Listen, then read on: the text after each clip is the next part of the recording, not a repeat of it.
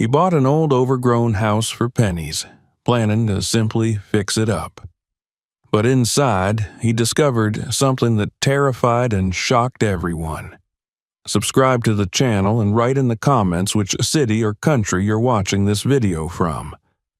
The house did not look abandoned in the usual sense. It did not announce its neglect with broken windows, collapsed walls, or scattered debris. Instead, it seemed to be quietly withdrawn from sight, as if it had chosen to erase itself from the landscape. Thick ivy covered nearly every surface, crawling over brick and wood with deliberate patience.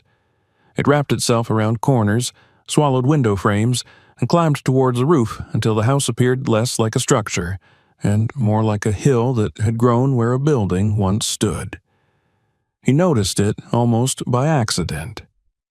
He had been scanning property listings for weeks, not searching for a dream home or a place filled with character, but for something practical. A structure that could be restored, improved, and eventually sold, or perhaps lived in if the numbers made sense. When the listing appeared, it stood out not because it was attractive, but because it was vague. The description was brief, almost careless. An old house, overgrown, sold as is, price negotiable. The photographs were few and unhelpful, taken from a distance, as if the photographer had been unwilling to approach too closely. The price was what stopped him. It was far below anything comparable in the area. Too low, in fact, low enough to suggest that someone wanted the property gone rather than sold. He drove out to see it on a gray morning, the kind of day that flattened colors and made distances feel longer. The road narrowed as he approached, and the neighboring houses gradually gave way to empty lots and unmanaged land. When he finally reached the address, he had to slow down and look twice. From the street, the house was barely recognizable. Ivy spilled over the fence, crept across the yard, and rose up the walls in thick, tangled layers. The roof line was visible only in fragments through the greenery. The gate stood slightly open. Its metal hinges were rusted, but the lock itself looked newer than expected. That detail lodged quietly in his mind, though he did not dwell on it. He stepped onto the property and felt the ground give slightly beneath his boots, soft with years of fallen leaves and unchecked growth. The air smelled damp and green, heavy with the scent of plants that had been left alone for too long. Up close, the house felt different. Not dangerous, not threatening, but strangely neutral. There was no graffiti, no broken glass scattered near the walls, none of the signs that usually marked places where people had wandered in and out over the years. It was as if the house had been deliberately avoided. The ivy hung thick and undisturbed, its vines layered over one another in a way that suggested no one had tried to cut it back for a very long time. He walked slowly around the perimeter, trying to understand the shape of the building. That was harder than it should have been.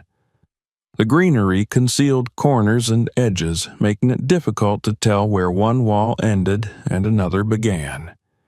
Windows were hinted at by subtle rectangular impressions beneath the vines, but he could not see glass or frames, only outlines. The agent arrived late and apologized without much conviction. When asked about the history of the house, the man offered little. It had been empty for years. The previous owner had passed away. No heirs had shown interest. The land was the real value, he said, gesturing vaguely at the yard. The house itself was old and likely not worth saving. That answer felt rehearsed. He noticed how the agent avoided standing too close to the walls, how he did not attempt to point out features or describe the interior. When asked why the price was so low, the agent shrugged and repeated that the seller wanted a quick sale. There were no known issues, no liens, no disputes. Everything was clean on paper. Inside, the house was dark but intact. Dust coated the floors, and the air carried the faint smell of mildew, but the structure did not feel unstable. The rooms were mostly empty. Furniture had been removed, leaving behind only the imprint of where things once stood. There were no personal belongings scattered around, no signs of a hurried departure. It felt curated in its emptiness, as if someone had taken care to leave nothing behind. He noticed something else almost immediately. The layout felt odd, not wrong in a way that could be easily described, but subtly inconsistent. Hallways seemed shorter than they should have been. Certain rooms felt smaller, compressed somehow. He could not have explained it mathematically at that moment, but the sense of imbalance stayed with him. Still, none of it was enough to walk away. The price, the location, the potential all outweighed his unease. He had learned long ago that most properties came with quirks, and unease alone was not a reason to abandon a deal. He signed the papers a week later. The first day after closing, he returned alone. No agent, no inspector, no one else to dilute the experience. He stood in front of the house for a long time, looking at the ivy as if it were a curtain he was about to pull back. If he was going to understand what he had bought, he needed to see the walls beneath it. He started with the simplest tools: gloves, clippers, a saw for thicker vines. As he cut, the ivy resisted, clinging stubbornly to the brick as if reluctant to let go. The work was slow and physical, the kind that demanded attention and left little room for abstract thought. Leaves fell in heavy clusters at his feet. Vines peeled away from the walls with a sound like tearing fabric. As the greenery came down, the house began to re-emerge. Brickwork appeared beneath the leaves, aged but solid. He worked methodically, clearing one section of wall at a time. It was when he reached what he assumed was a window that he stopped. At first glance, it looked like a shadow where the ivy had been thicker. But as he cleared more leaves, the shape became unmistakable. A rectangular opening, exactly the size of a window, but filled not with glass or boards, but with brick.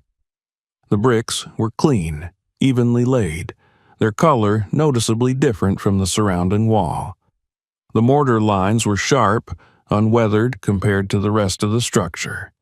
He stepped back, wiping sweat from his forehead, and stared at it. Windows got boarded up, they got covered, they got broken. They did not usually get sealed permanently with brick, especially not so neatly. He moved along the wall, cutting away more ivy, his pace quickening despite himself. A second window appeared a few feet away, identical in size and construction. Same newer brick, same careful work. Both were positioned at a height that made no sense for basement openings. These were windows that had once looked out into the yard. He felt a shift inside him then, subtle but undeniable. The house was no longer just an old structure in need of work. It was a place that had been altered deliberately. Someone had made decisions here, not to improve or repair, but to remove visibility. He looked at the pile of cut ivy on the ground, then back at the wall. From the street, from a distance, from any casual glance, the house would have appeared whole. The greenery had done its job well. It had hidden the interruptions in the brickwork, softened the unnatural lines, made the sealed windows invisible. He continued cutting, slower now, more attentive. With every vine removed, the house revealed small inconsistencies, slight differences in brick color, patches where mortar had been reapplied, areas where the wall did not quite match itself. None of it was dramatic on its own, but together it formed a pattern that unsettled him. By the time the light began to fade, he had uncovered enough to know that the house he had purchased was not simply old or neglected. It had been modified in ways that suggested intention, not renovation, but concealment. He gathered his tools and stood back, looking at the exposed sections of wall. The ivy still covered much of the house, but now he knew what it was hiding. Windows that no longer opened, openings that had been erased. The greenery had not just grown unchecked, it had been allowed to grow. As he locked the gate and walked back to his car, one thought followed him with uncomfortable clarity. Houses did not hide themselves. People hid houses. The thought followed him home and refused to loosen its grip. Houses did not make choices. They did not decide which parts of themselves to reveal and which to erase. What he had uncovered beneath the ivy was not the result of neglect or decay, but of intention, and intention implied a reason. By the next morning, that realization had hardened into resolve. Whatever the house was hiding, it would not stay hidden simply because it had waited long enough. He returned early while the air was still cool and the light slanted low across the yard. The exposed sections of brick from the previous day looked different in daylight, sharper somehow, as if the house itself were more clearly defined now that parts of its disguise had been stripped away. The cut ivy lay where he had left it, wilted and darkening, already beginning to lose its grip on the shape it had once obscured. He started again where he had stopped, working methodically along the facade. This time, he was not simply clearing vegetation, he was inspecting. Each vine he removed revealed another small truth about the structure beneath it. The differences in brickwork became easier to spot once he knew what to look for. Older bricks bore the uneven wear of decades, softened edges, mortar that had weathered and receded. The newer sections stood out in contrast, their lines straighter, their surfaces less eroded, their mortar still firm. As he moved from one side of the house to the other, a pattern emerged. The sealed windows were not random. They were positioned where natural light would have entered the building, facing the yard rather than the street. From the outside, once hidden by ivy, they vanished completely into the illusion of a continuous wall. From the inside, he suspected, they would have vanished just as thoroughly. He circled the house, cutting back vines from the corners and rear wall. The ivy grew thickest here, climbing in dense layers that suggested years of unchecked growth. Yet, even here, something fell off. In truly abandoned places, vegetation spread unevenly, following moisture and light. Here, the coverage was oddly uniform, as though it had been allowed to grow everywhere at once. At the back of the house, he uncovered another sealed opening. This one was lower, closer to ground level, but still clearly not a foundation vent. The brickwork matched the others. The realization settled in slowly but firmly. This house had once been far more open to the outside than it was now. Someone had made the decision to close it off piece by piece. He stepped back and tried to visualize the house as it must have looked before the changes. Windows admitting light. Multiple points of entry. A structure connected to its surroundings rather than sealed away from them. Whatever purpose it served now, it had not been built that way originally. As he worked, he began to notice something else. Beneath the ivy, faint outlines appeared in the plaster and brick where repairs had been made. Rectangular shadows where doors might once have stood. Lines in the masonry that did not align with the rest of the wall. He followed one such outline with his fingers, tracing the shape of what could only have been a doorway. This one had been treated differently. Instead of being simply bricked over, the opening had been carefully filled and smoothed, then coated with a layer of plaster that matched the surrounding wall almost perfectly. Only time and the uneven growth of ivy had betrayed it. Standing in front of it, he felt a quiet certainty.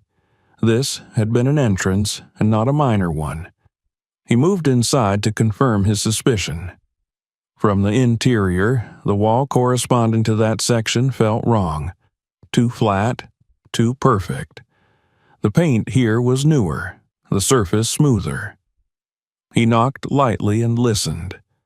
The sound was duller than the rest of the wall, lacking the hollow echo of exterior brick.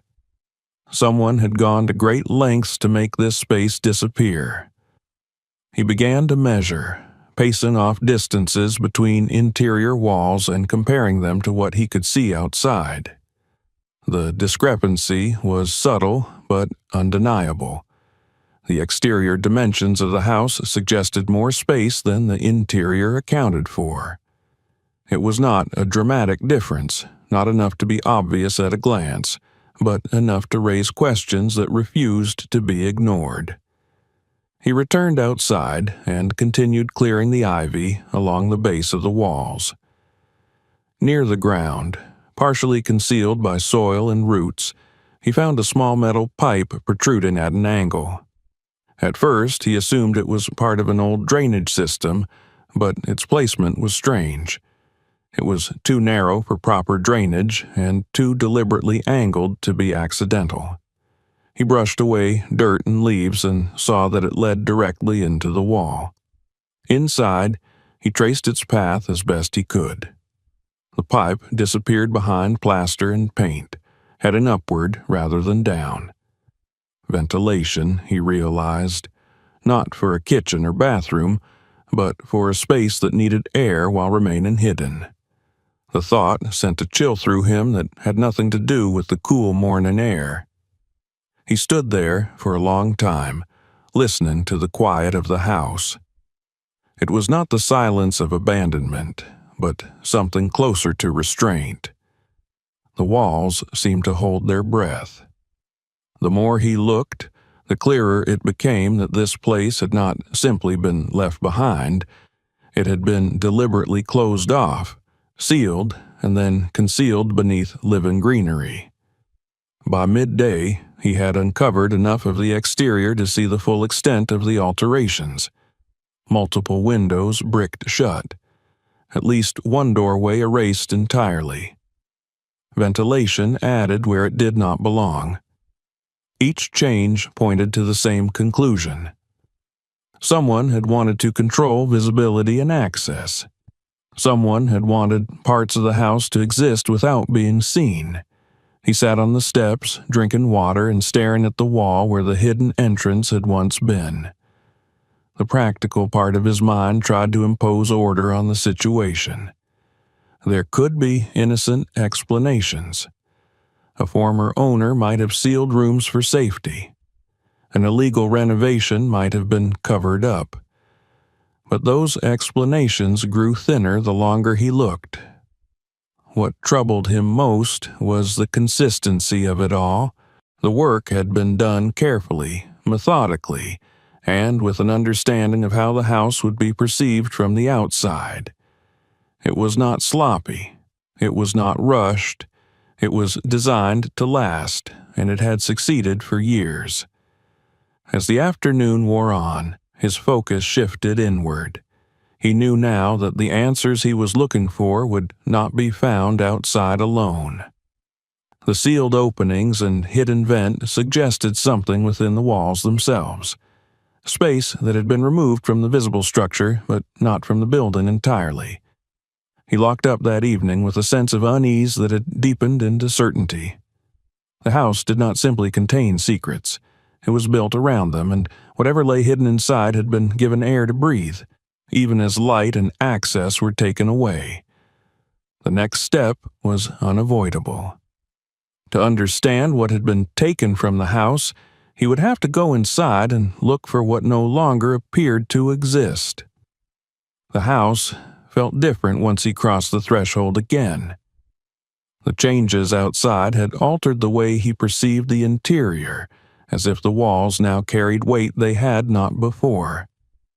He closed the door behind him and stood still, listening. The silence inside was deep and unbroken, not the hollow quiet of an empty shell, but something denser, as though sound itself had learned to stop here. Daylight filtered in through the remaining windows, casting long, uneven shapes across the floor. Dust hung in the air, stirred by his movement, then settled again. The rooms looked much as they had during his first visit, stripped of furniture, cleared of personal items, left in a state that suggested deliberate emptiness rather than abandonment. Yet now every surface seemed suspect. Every wall felt like a potential lie. He began with the hallway. It was narrow, stretching deeper into the house than he remembered. He walked its length slowly, counting his steps without quite knowing why. At the end, he turned and counted again on the way back. The numbers did not align with what he expected based on the exterior dimensions he had studied the day before. The difference was not large, but it was consistent, persistent enough to gnaw at him. He moved into the living room and repeated the exercise. Then the adjoining space that might once have been a dining area. Each time the same sensation returned. The house seemed to contract inward, as though space had been compressed and folded away. It was not an illusion of perspective or clutter. The rooms were simply smaller than they should have been. He paused near one interior wall, the one that corresponded to the section of exterior brick where he had found the sealed windows and the hidden vent. Up close, it looked unremarkable. The paint was intact, the surface smooth, but when he pressed his palm against it, the wall felt cooler than the others, as if it concealed a pocket of air where none should be. He knocked lightly with his knuckles. The sound was dull, lacking the resonance he expected. He knocked again a few inches to the side, then again further along. The tone changed subtly, a faint difference that might have gone unnoticed if he had not already been primed to listen for it. There was a stretch of wall where the sound softened, flattening into something closer to emptiness. He stepped back and examined the area more closely. The baseboard here was newer than the rest, its paint cleaner, its edges sharper. The electrical outlet above it was positioned slightly off from the standard height used elsewhere in the house. These were small details, easily dismissed in isolation, but together they suggested alteration, not repair, but adjustment. He fetched a measuring tape from his bag and extended it across the room, from the opposite wall to the one in question. He wrote the number down, then went outside and measured the same span along the exterior brick. The discrepancy was unmistakable now. There was missing space. Not much, but enough to form a narrow room, or at least a deep cavity.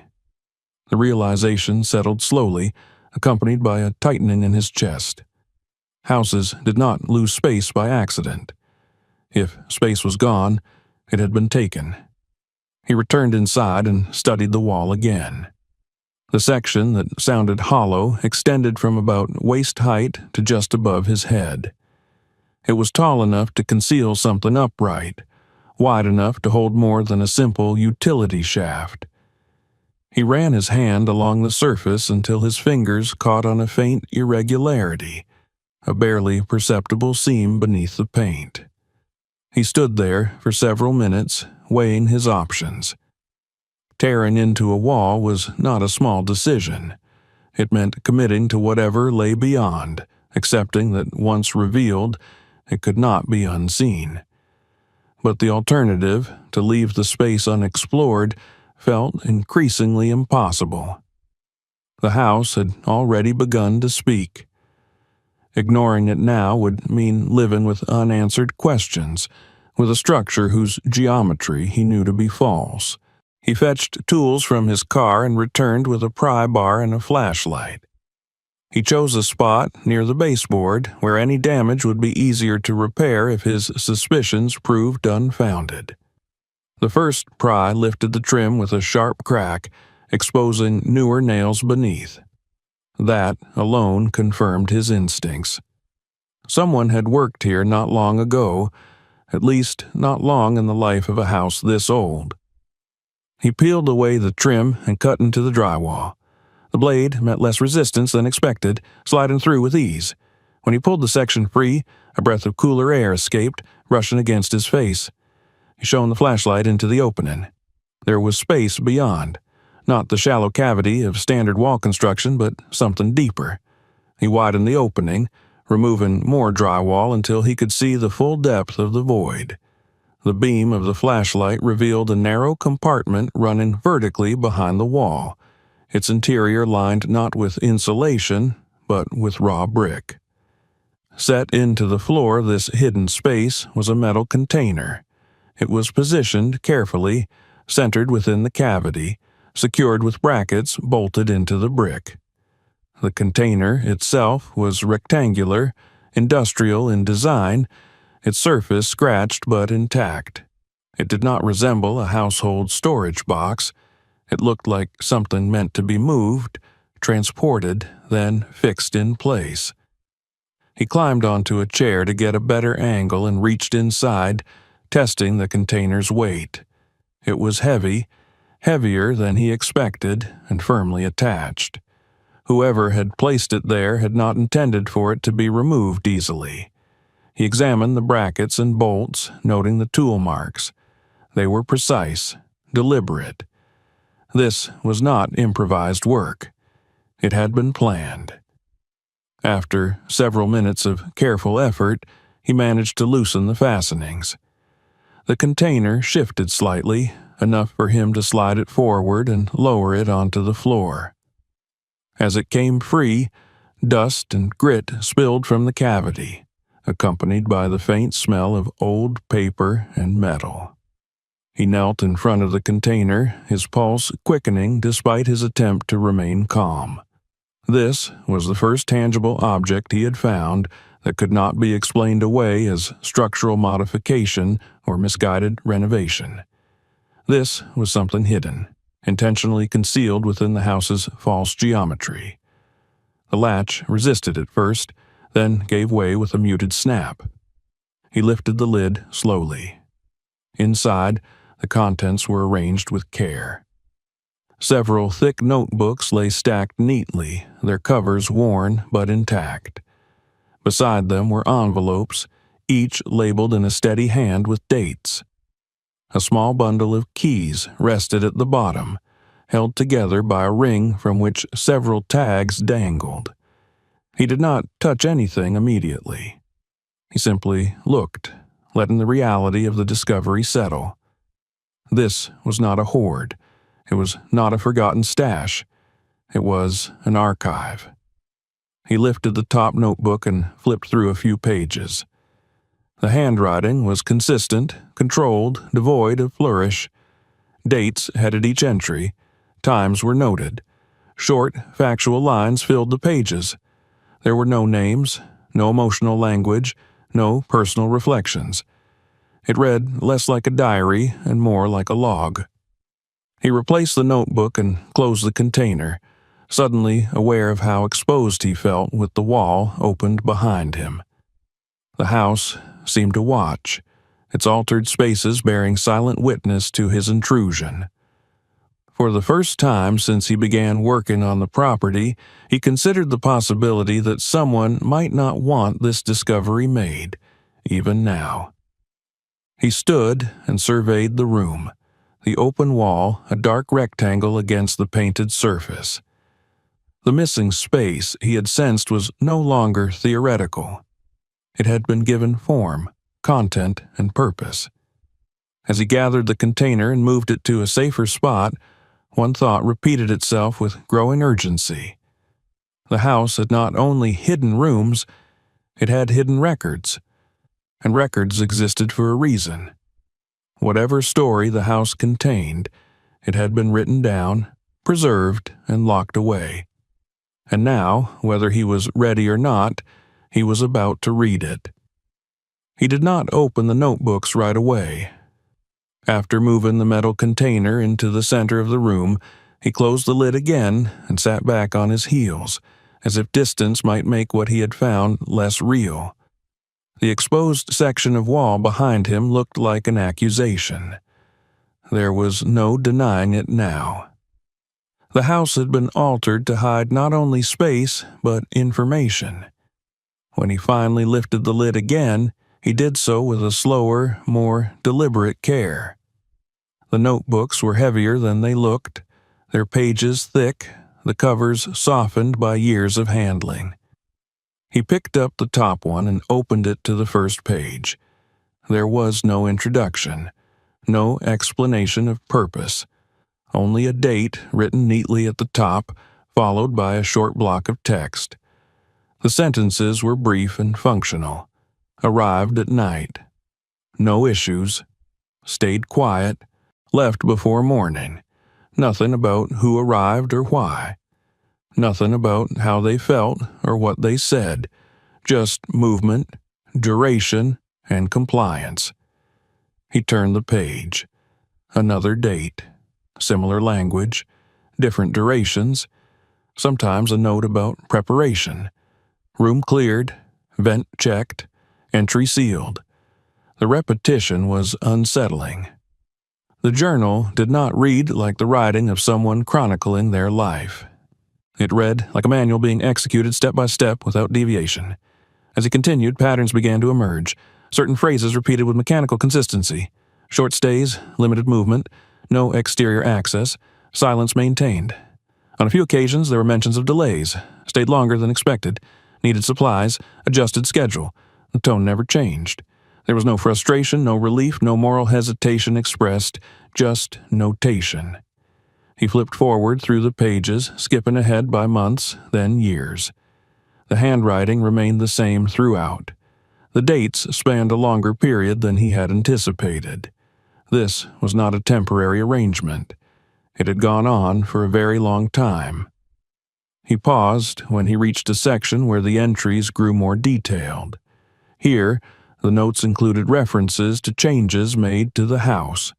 Window sealed, second opening closed, vent rerouted, ivy left untouched. The journal did not explain the reasons, but the implications were clear. Each modification corresponded to the need to reduce visibility, to make the house less noticeable, less accessible. He felt the tightening in his chest as he read a line that stood out from the rest. If vacant, let it grow. The sentence was underlined once as if to emphasize its importance. The writer had understood that neglect could be a form of camouflage.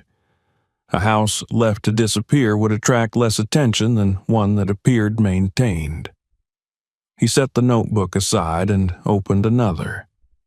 This one contained similar entries, but interspersed with folded papers tucked between the pages. He unfolded one carefully. It was a list, handwritten with dates and short annotations beside each line. No names, but numbers. Amounts. He recognized the pattern immediately. Payments. He flipped through the rest of the notebook, finding more of the same. Lists of dates paired with figures, sometimes followed by a brief note. Paid in full, partial, delayed, settled later. The sums varied, but none were insignificant. Whoever had been involved in this had been compensated consistently. The envelopes in the container drew his attention next. Each was marked with a date that corresponded to entries in the journals. Inside them, he found folded documents. Copies, not originals. Identification cards, permits. Papers that looked official enough to pass a casual inspection, but worn at the edges as if handled often. Some bore stamps that had faded with time. Others had notes scribbled in the margins. He did not recognize the faces on the identification cards. The names meant nothing to him. but the care with which the documents had been preserved suggested they mattered deeply to someone. They were not souvenirs. They were tools. As he sorted through the materials, the shape of the operation became clearer. The house had been used as a temporary holding place, not for storage, but for people. People who needed to remain unseen. People who stayed briefly, then left, or were taken elsewhere. The journal did not say what happened after departure. It did not need to. Its focus ended at the threshold of the house. That omission felt deliberate. The writer recorded only what occurred within these walls, as if everything beyond them belonged to someone else. He found a passage that made him stop reading altogether. Prepared room, no windows, vent sufficient. Stay not to exceed 3 days. If extended, supplies through kitchen floor. The matter-of-fact tone made the content feel colder, more disturbing than any explicit description could have been. He closed the notebook and leaned back against the wall, staring at the ceiling. The house creaked softly, settling as it always had, indifferent to the weight of what had been uncovered. The room felt smaller now, not because of its dimensions, but because of what it represented. When he resumed reading, he did so more carefully, paying attention to the progression of entries. Early on, the stays were shorter, the modifications minimal. As time went on, the measures became more extreme. More windows sealed, access points removed, ventilation improved. The house was being reshaped around a specific function, refined through repetition. Near the back of one notebook, he found a page with a different rhythm to it. The writing was still controlled, but the lines were closer together, the spacing tighter. The entries covered a shorter span of time. Delays were mentioned more frequently. One note read simply, "Left items behind. Do not discard." Another followed it. Bag stored, wall location noted. If inspection, move contents. His eyes went to the bundle of keys at the bottom of the container. He picked them up and examined the tags attached to each one. They were labeled in the same handwriting as the journals. Simple words: kitchen, niche, subfloor, spare. They were not labels for convenience. They were a map. He felt a growing sense of unease as he considered what that meant. The container in the wall was not the only hiding place. It was part of a system. The journals described a house designed to conceal, compartmentalize, and erase. He placed the notebooks back into the container and closed it once more, though he did not secure the latch. His gaze drifted to the floor beneath his feet, then to the walls around him.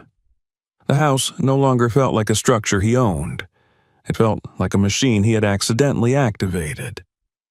As evening approached, the light inside the house shifted, shadows lengthening across the rooms.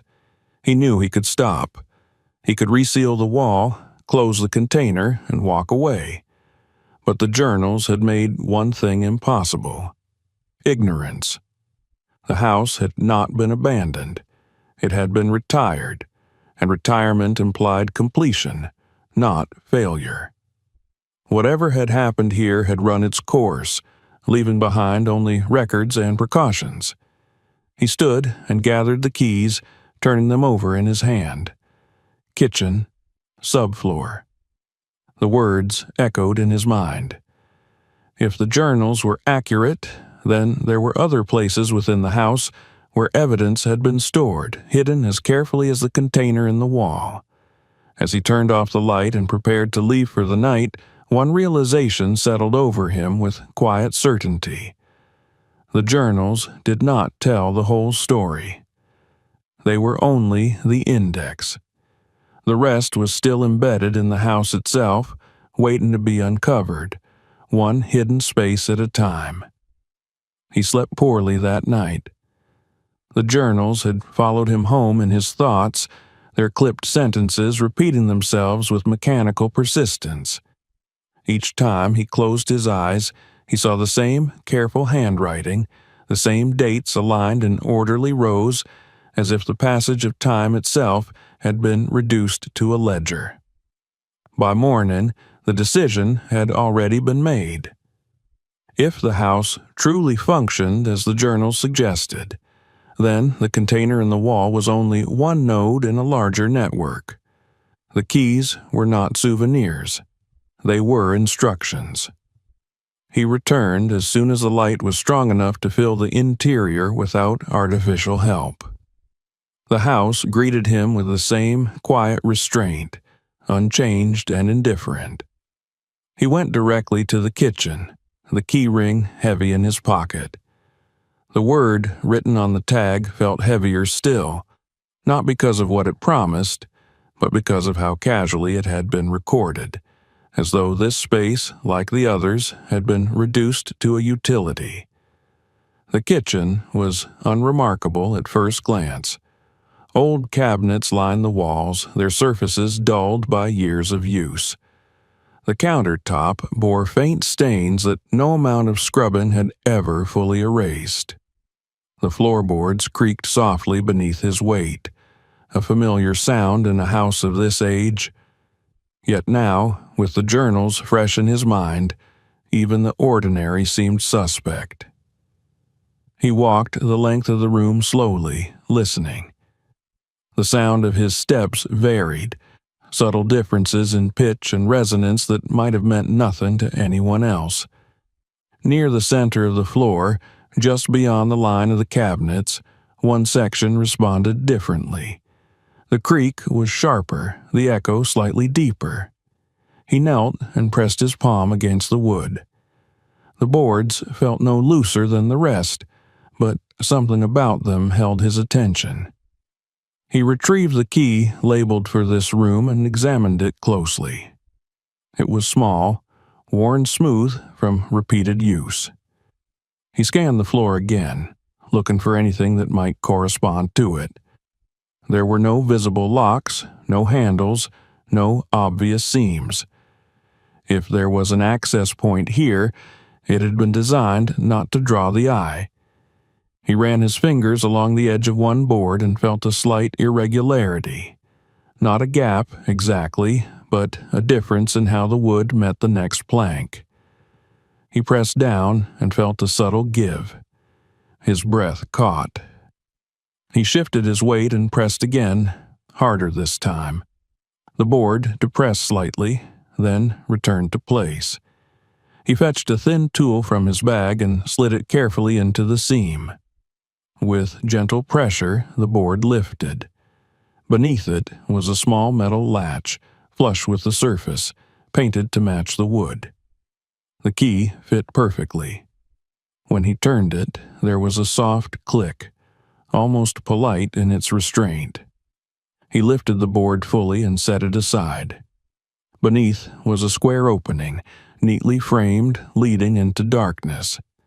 A ladder was affixed to the side, descending into a space that smelled of cool earth and old air.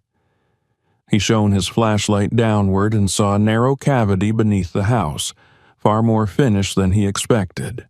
The walls were lined with concrete blocks, the floor packed and level. He climbed down slowly, aware of the way sound changed as he descended. The house above seemed to recede, its creaks and shifts muffled by the surrounding earth. At the bottom, he stood upright with little room to spare. The space was not large, but it was deliberate. Someone had taken care to make it usable. Against one wall sat a heavy plastic container, sealed and wrapped in layers of fabric and plastic sheeting. It had been placed on a wooden platform to keep it off the ground. The care taken in its storage was unmistakable. This was not something hidden in haste. He knelt and peeled back the layers until the container was exposed. It was secured with a simple clasp. When he opened it, the smell of old paper rose up, dry and faintly metallic. Inside were stacks of documents, bound with string or clipped together, along with several envelopes thick with folded bills. The currency was old but recognizable. The paper yellowed, the edges soft from handling. He lifted one stack of documents and leafed through it carefully. These were not personal letters or casual records. They were lists. Names written in block letters, each paired with dates and brief notes. Arrival, departure, duration. Some entries were marked with symbols he did not immediately understand. Others bore annotations in the margins, written more faintly, as though added later. His eyes lingered on the names. He did not recognize them, but something about their presentation unsettled him. They were listed without embellishment, without context, reduced to entries in a system. As he turned the pages, he noticed that some names appeared more than once, separated by months or even years. Others appeared only once, accompanied by a single date and no departure noted. He set the stack aside and reached for another. This one contained copies of identification documents, some official, others clearly altered. Photos had been affixed and reaffixed, edges worn where they had been removed and replaced. The documents bore marks of repeated use, as if they had been passed from hand to hand, serving their purpose until no longer needed. He paused when he came across a familiar detail. One of the names from the list matched a memory he could not immediately place. He took the document upstairs and sat at the kitchen table, opening his laptop. A simple search brought up an old news article buried deep in the results. A missing person. The date matched the journal entry almost exactly. The circumstances were vague. Last seen traveling, no leads, case unresolved. He closed the laptop slowly, the weight of the realization pressing down on him. This was no longer a matter of speculation or inference. The house had been connected to real lives, real disappearances. The journals had hinted at it. The documents confirmed it. He returned to the space beneath the floor and continued examining the contents. There were more lists, more documents. Some bore small notations indicating payment received, amounts corresponding to the figures he had seen in the journals. Others were marked simply with a line drawn through the name, as if to signify completion. At the bottom of the container, he found a small digital storage device sealed in a plastic bag. He did not open it. He did not need to. Its presence alone was enough to suggest that the records extended beyond paper, that the system had evolved with time, adapting to new methods while retaining the same core purpose. He climbed back into the kitchen, replaced the floorboard, and stood there for a long time, staring at the spot where the access had been hidden so effectively. The house had been designed to hold these things without revealing them. To anyone who did not know where to look, the floor was just a floor. He thought of the journal entry he had read the night before, the one that mentioned a door closed forever. The phrase took on new meaning now. This place was not just about temporary concealment. It was about permanence, about ensuring that what happened here could be sealed away, forgotten by those who did not know the right questions to ask. He sat down heavily in a chair, the kitchen suddenly feeling smaller, more confined. The practical considerations that had once guided his purchase seemed distant now, almost absurd. This was no longer a property with quirks or hidden flaws. It was a site of sustained, deliberate activity that had left marks far deeper than bricked windows or concealed vents. As the afternoon light shifted and shadows lengthened across the floor, he understood that he had crossed a threshold. The discovery beneath the floor had changed the nature of his involvement. He was no longer just uncovering the past. He was now in possession of evidence. The journals had spoken of a door that had been closed and sealed, a space meant to be erased entirely. The keys still hung in his pocket, their labels a silent reminder of what remained to be found. Somewhere within the house there was a room that had been cut off from light and sight, its existence denied by walls and plaster. He stood and looked toward the hallway, his gaze drawn to the section of wall he had yet to open, the one that corresponded to the final instruction in the journal. The one marked not with a word of use, but with an order, closed forever. He knew then that he would not leave the house without finding it.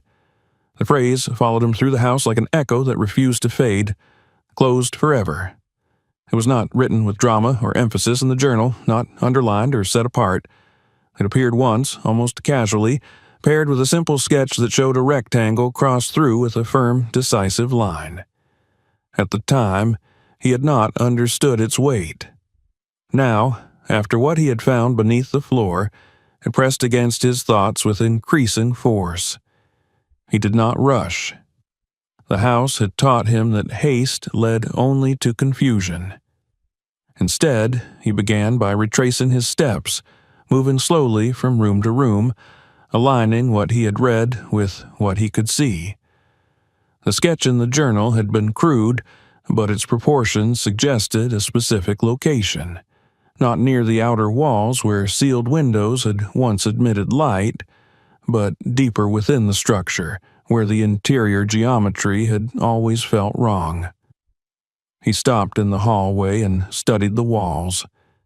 One section stood out now that he knew how to look.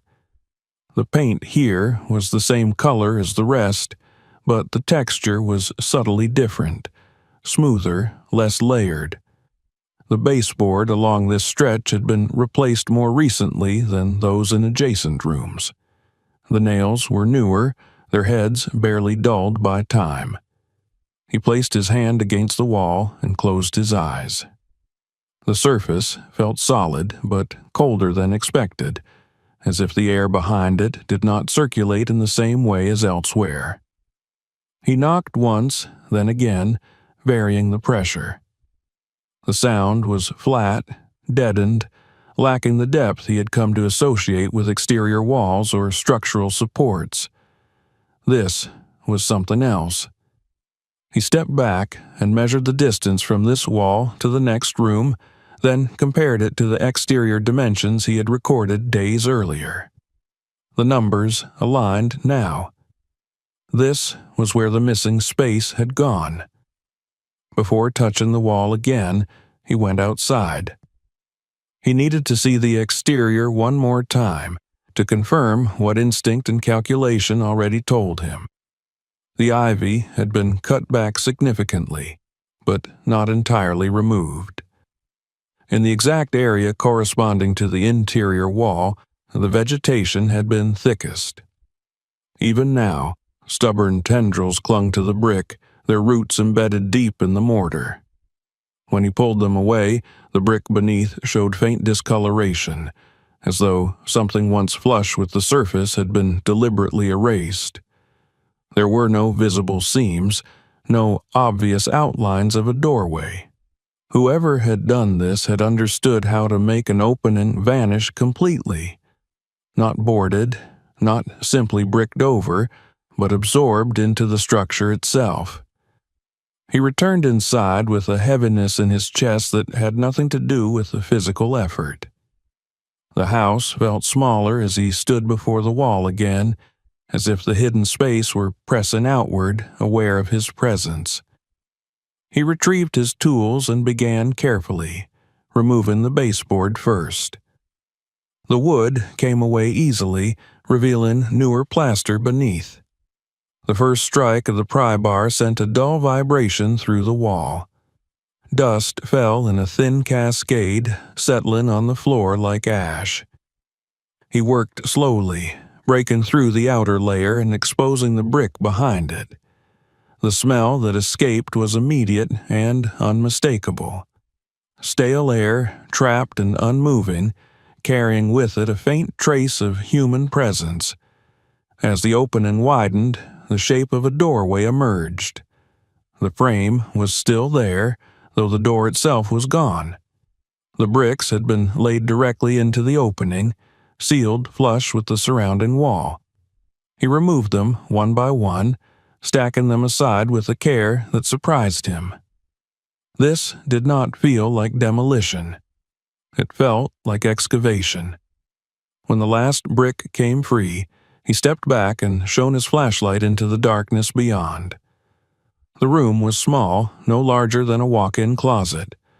The walls were bare, the brick exposed and uneven. There were no windows, no openings of any kind. The only source of air came from a narrow vent near the ceiling, the same one he had traced from outside, now visible from within. It was just wide enough to keep the space from suffocating entirely. The floor was concrete, stained and cracked. In one corner sat a thin mattress, its surface discolored with age. Nearby, an overturned stool lay on its side. There was nothing decorative here, nothing that suggested comfort. This was not a room meant to be lived in, only endured. He stepped inside slowly, his movements cautious, respectful in a way he could not fully explain. The air felt heavier here, pressed down by years of confinement. On the wall, opposite the entrance, faint marks caught his attention. He moved closer and saw that they were scratches, shallow but deliberate. Tallies. They were arranged in uneven rows, some grouped closely together, others spaced apart. Dates were written beside a few of them, penciled lightly, almost erased by time. The last date stood out. It matched the final entry in the journal, the day the house had been sealed, the day the records had ended. His throat tightened as he traced one of the marks with his finger.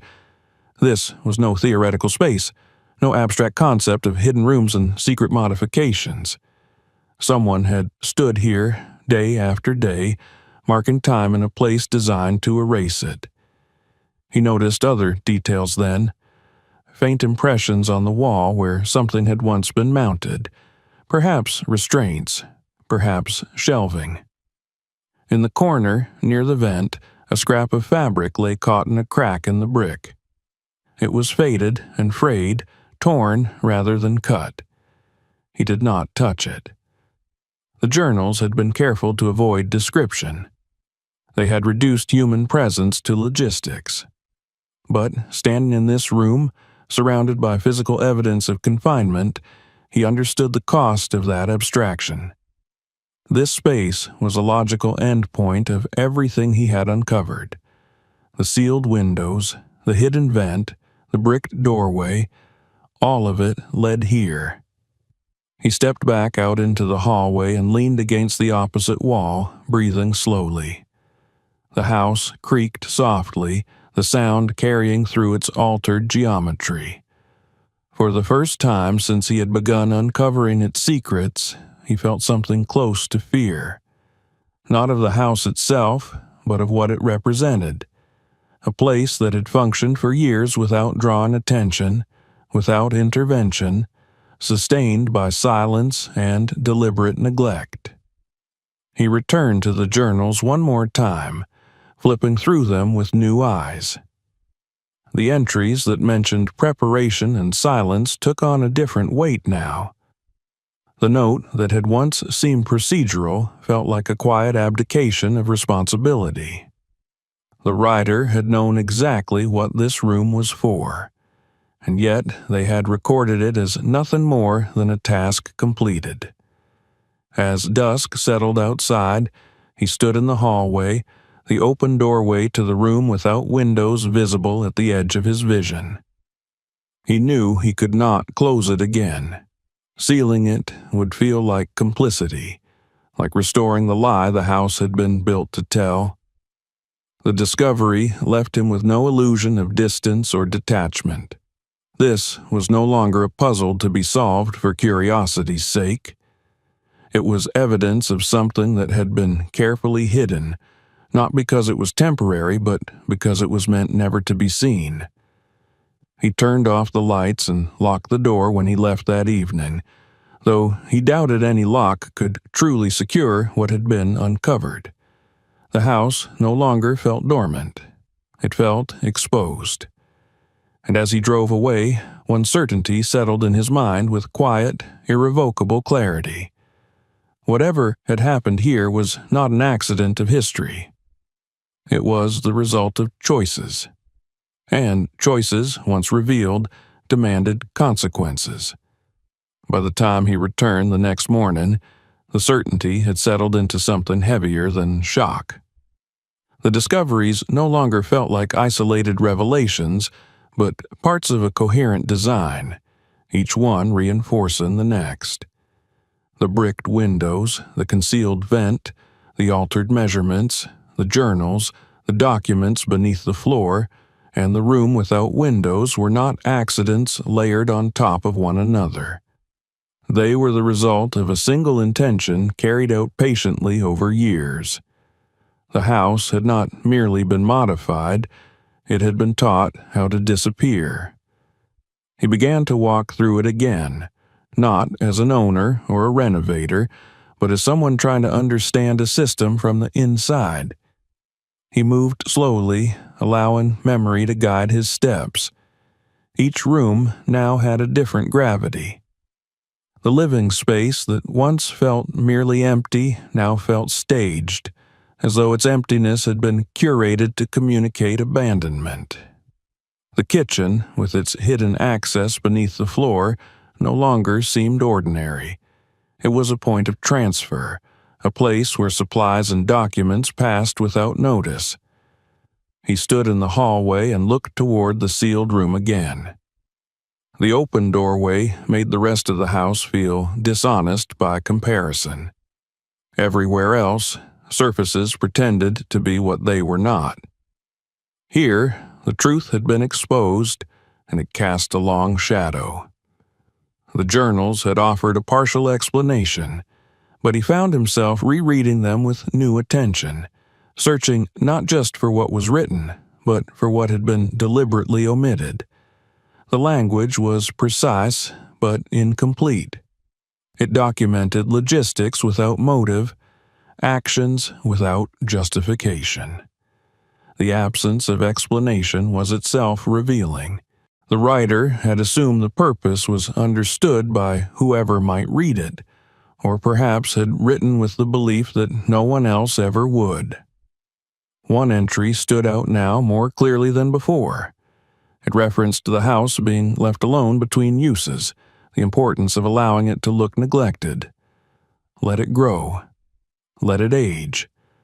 Let it become invisible. At the time, he had read this as practical advice.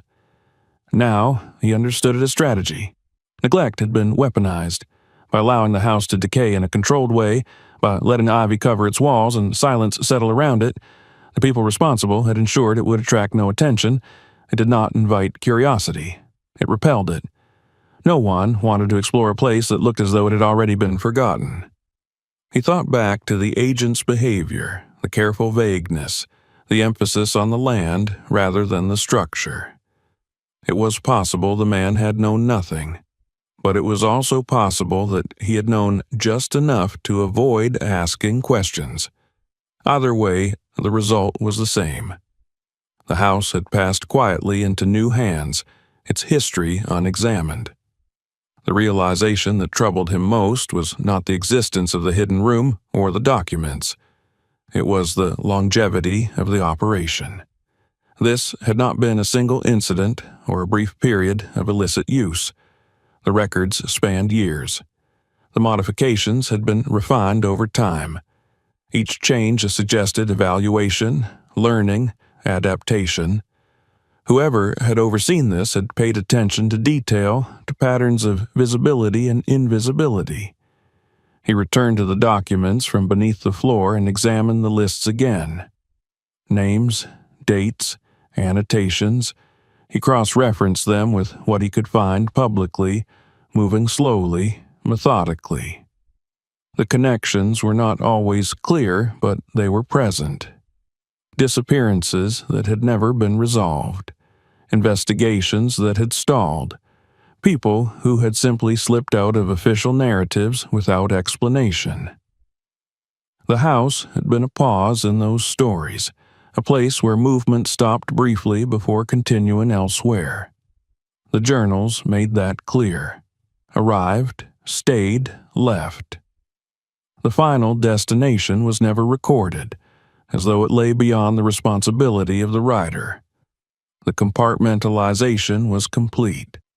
Each part of the process knew only what it needed to function. He tried to imagine the mindset required to maintain such a system, the discipline it would take to treat human presence as a variable to be managed, a problem to be solved quietly. The house itself was a solution, a neutral space designed to facilitate absence. By existing in a state of apparent abandonment, it allowed things to happen within it without consequence. That understanding shifted something inside him. The house was not merely a backdrop for wrongdoing, it was an instrument. Its invisibility was not incidental, it was essential.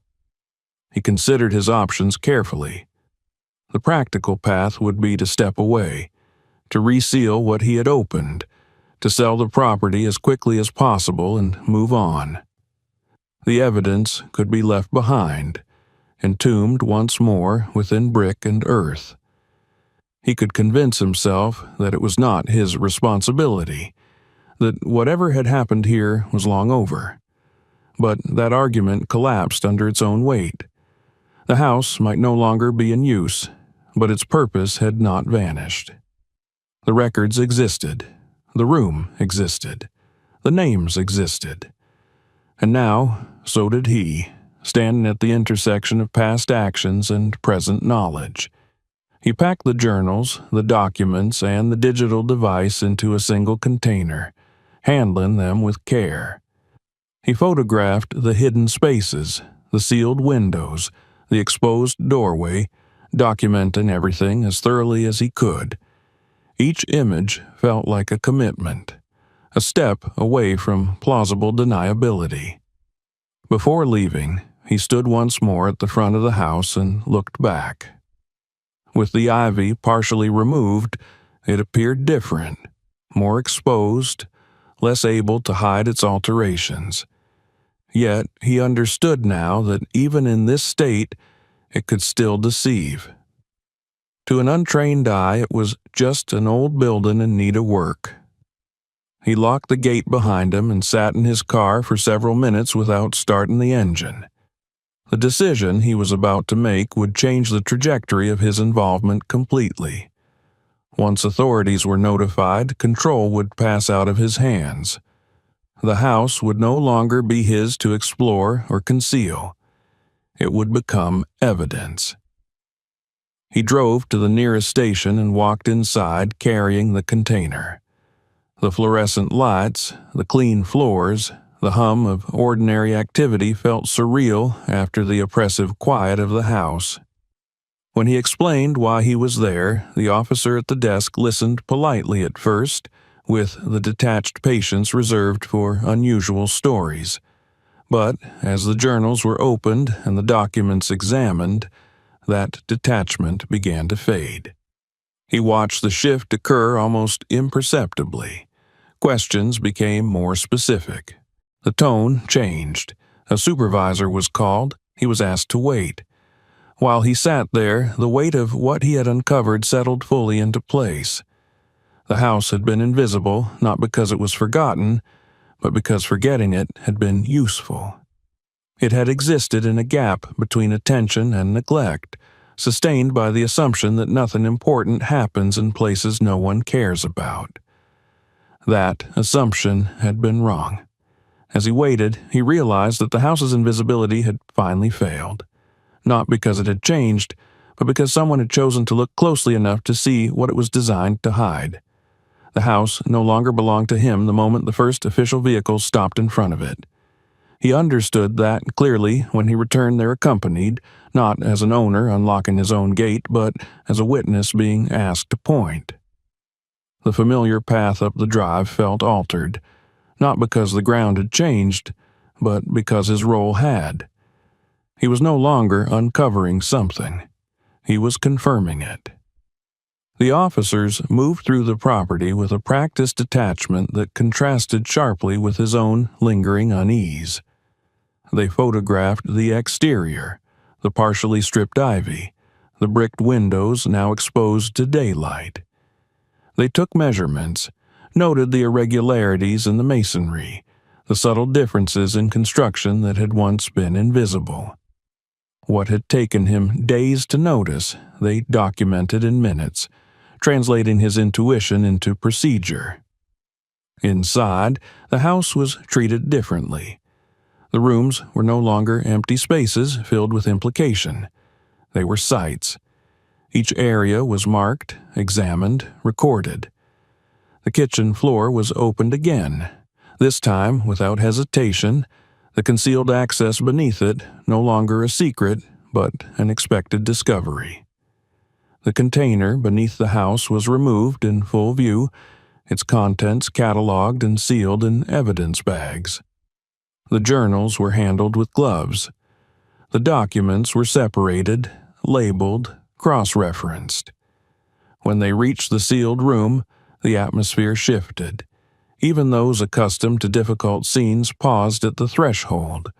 The space was too small, too deliberate, too clearly designed for confinement to be dismissed as an anomaly. The marks on the wall were photographed carefully. Samples were taken. Measurements were recorded down to the smallest detail. He stood back and watched as professionals reconstructed what he had uncovered through instinct and persistence. The house was being translated into a language the system could understand. Its silence was finally being interrupted. He was interviewed more than once. At first, the questions were straightforward. How had he discovered the house? When had he noticed the alterations? What exactly had he found, and in what order? As the process continued, the questions grew more detailed, more precise. Timelines were established. His movements were traced. Every decision he had made was examined, not with suspicion, but with the need for clarity. He answered as honestly as he could, though there were moments when language failed him. How did one explain the feeling of standing in a room that had been designed to erase people? How did one articulate the weight of realizing that neglect itself had been used as a tool? He did his best, grounding his responses in what he had seen and done, letting the facts carry what emotion could not. Days turned into weeks. The house was sealed off completely, its gate locked with official notices posted where ivy had once dominated. He was instructed not to return. The property was now part of an active investigation, and his ownership, while still technically valid, had become irrelevant. The story moved beyond him quickly. Names from the documents were matched to cases long considered cold. Patterns emerged. The house was not the origin of the operation, nor its endpoint, but it was a critical junction, a place where movement paused, where people became invisible long enough to be transferred out of public view. The journals had provided consistency where memory and testimony had failed. He followed the developments from a distance, reading carefully worded statements released to the press, recognizing fragments of what he had found transformed into official language. The house was referred to as a location of interest. The room without windows became a secured space pending further analysis. The journals were described as records of logistical activity. His own name appeared only briefly, usually paired with phrases like current owner or reporting party. He did not seek attention. In fact, he found himself withdrawing, avoiding conversations that might lead back to the house. Friends noticed the change in him, though few understood its cause. He offered vague explanations, citing legal complications and unexpected delays. The practical consequences arrived quietly. The renovation plans he had once sketched were meaningless now. Contractors stopped calling. Insurance discussions grew complicated, then stalled entirely. Lawyers became involved. Eventually, an agreement was reached. The property would be acquired by the state as part of the investigation. The price was fair, but the transaction felt hollow, transactional in the face of what the house represented. When the papers were signed, he felt no relief. Ownership had never been the point, not after the door had been opened. The house was gone from his life in a formal sense, but it remained lodged firmly in his thoughts. He found himself replaying moments, wondering if he could have seen the signs earlier, if the ivy had always been such a deliberate cover, if someone else had once stood where he had stood and chosen not to look any closer. The investigation continued without him. Arrests were made quietly. Some details were withheld. Others surfaced slowly, reshaping narratives that had once seemed settled. Families received answers they had not expected to get. The house was mentioned less and less as time went on, its role absorbed into a broader understanding of what had taken place. Eventually, the structure itself was deemed unnecessary to preserve.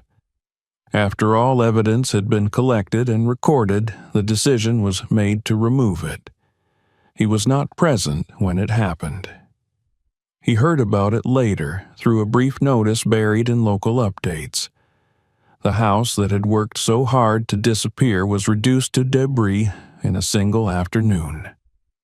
The ivy was cleared entirely, its roots pulled free from the earth that had once sustained the illusion. In the weeks that followed, he noticed subtle changes in himself. He paid closer attention to spaces that others overlooked. He found it harder to accept the idea that neglect was neutral, that abandonment meant absence rather than concealment. The world felt layered now, surfaces masking intentions, ordinary structures capable of holding extraordinary truths. He did not regret opening the door. That certainty remained, even on days when the weight of it pressed down unexpectedly. What he had uncovered could not have remained hidden forever, but it might have remained hidden long enough to become permanent.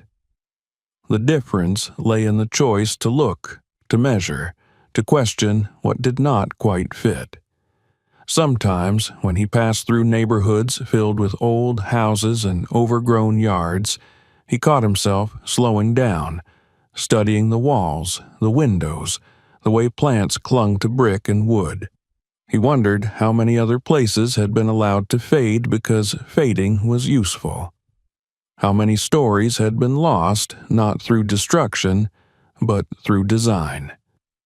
The house had been invisible for a long time, not because it was hidden well, but because it relied on an assumption that no one would bother to look too closely, that neglect would be mistaken for emptiness, that silence would be taken at face value.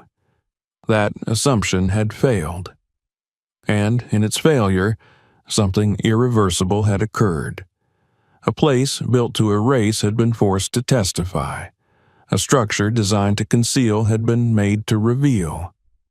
The door that was meant to remain closed forever had been opened once, and that had been enough.